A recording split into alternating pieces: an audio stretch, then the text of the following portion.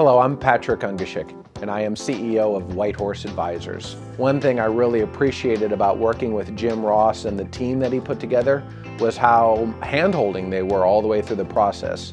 And everything from the pre-production work to the actual day of the shoot, all the way through it, Jim and his team were just great in terms of guiding us through the process, coaching me on how to make sure that ultimately what ended up on camera was of the highest quality product, and it was easy for us to do. We all know money does not buy happiness. However, an ideal calendar implies freedom. And after years or decades committed to the business, many owners want the freedom to choose an ideal calendar after they exit. During the actual shoot, Jim was a lot more than just a guy standing behind the camera. One thing I liked about working with Jim is Jim understood that his job was not to point and shoot.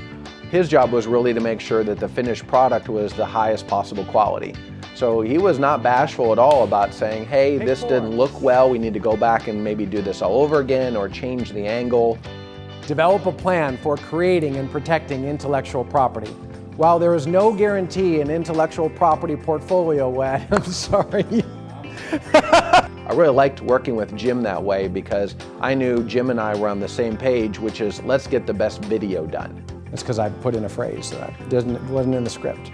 You ad-lib. Well, I can tell you ad-lib because you looked uncomfortable. Duh. In my role as CEO of my company and in terms of what my company does for a living, we're in the business of advising other business leaders.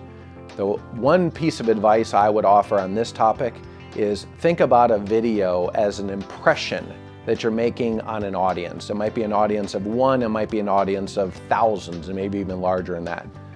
Don't in any way settle for making anything less than the best possible impression. I don't view commissioning a video project like this as an expense. I simply don't. I view it as buying an asset.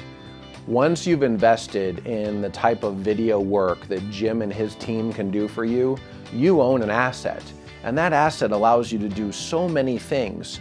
Whether it was my business and allowed us to expand our marketing and our training and our revenue stream associated with that, or whether it's a charitable cause, like in my situation, it was for the Distinguished Clown Corps, allows us to increase our message and the quality of our message and ultimately our fundraising.